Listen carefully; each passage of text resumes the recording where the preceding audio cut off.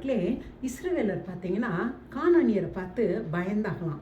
அவங்க நினச்சாங்களாம், நம்மளை காட்டிலும் அவங்க பலவான்கள், அவங்க அதிக ஜனங்கள் அப்படிலாம் அவங்க இருதயத்தில் நினைச்சாங்களாங்க. அதை பார்த்து ஆண்டவர் வந்து உபாகம் 7:17 சொல்கிறாருங்க, நீ அப்படிலாம் நினச்சேன்னா நீ நினைக்காத. நான் எகிப்துலேருந்து உன்னை எப்படி மீட்டு கொண்டேன்னு பார்த்தீங்கன்னா, எகிப்து எவ்வளோ ஒரு வல்லமை உள்ள கண்ட்ரியாக இருந்துச்சு.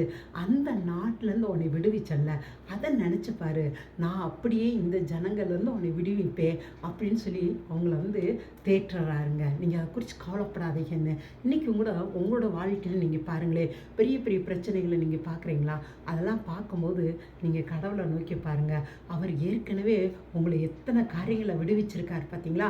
அதை நினச்சி பாருங்கள். அதை நினச்சிட்டு கடவுள் நிச்சயம் இன்றைக்கி நீங்கள் சந்திக்கிற இந்த பிரச்சனையிலேருந்தோ உங்களை விடுவிப்பார்னு சொல்லி நீங்கள் விசுவாசிங்க. நிச்சயம் அவர் உங்களை விடுவிப்பாருங்க. எப்படி இஸ்ரவேலரை விடுவிச்சு அந்த கானானை சொந்தமாக கொடுத்தாரோ, அதே போல் நீங்கள் இன்றைக்கி போகிற இந்த பிரச்சனையிலேருந்து அவர் உங்களை விடுவித்து உங்களை ஒரு பெரிய ஆட்களாக, பெரிய மனிதர்களாக மாற்றுவாருங்க. தேங்க்யூங்க. God plus.